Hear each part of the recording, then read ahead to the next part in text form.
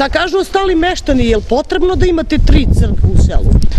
Pa kako mi postavljate takva glupa pitanja? Da nisu potrebne, valjda ne bi ih pravili. Ja ako sam stara, ali nisam glupa, valjda. Stvarno postavljate neka pitanja bez veze.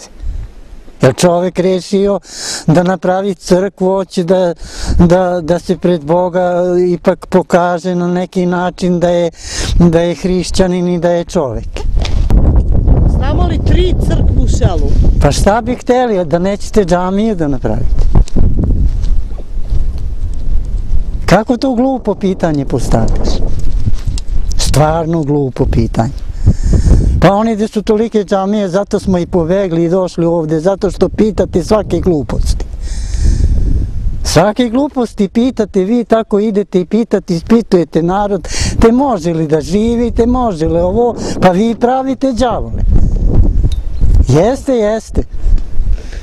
Vi ste novinari. Pa naravno. Jer mnogo glupe stvari pitate, mnogo svađu pravite.